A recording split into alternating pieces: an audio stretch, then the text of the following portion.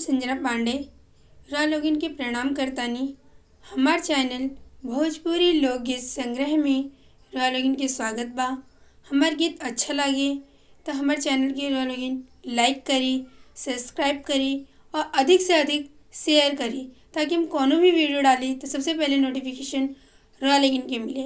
अब रा लोगिन हमार गीत सुनी, कमेंट करके बताएं कि गीत कैसन लगे। कि हरे रामारी में झिम बरसे पनिया, झूले राधा रनिया ए हरी। कि हरे रामारी में झिम बरसे पनिया, झूले राधा रनिया ए हरी। घिर आए घुंगर घन कारे, परी रिम झिम बूंद फुहारे। घिर आए घुंगर घन कारे, पड़ी रिम झिम बूंद फुहारे।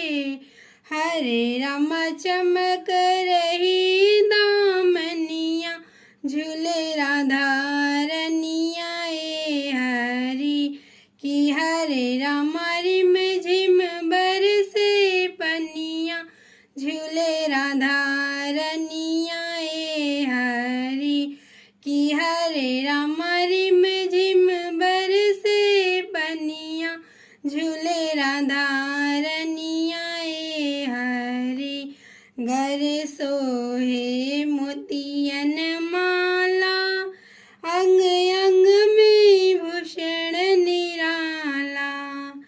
गर सोहे मोतियन माला, अंग अंग में भूषण निराला।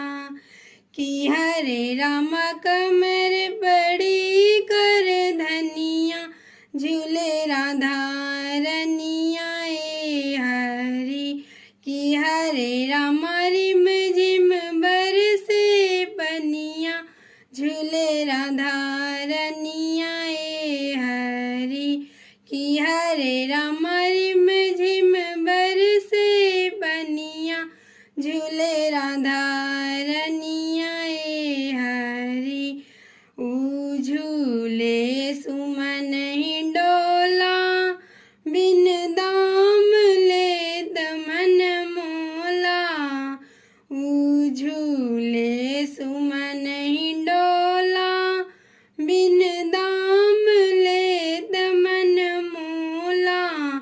कि हरे रामा मंद मंद मुस्कनिया, झूले राधा रनिया ए हरी। कि हरे रामारी में झिम बरसे पनिया, झूले राधा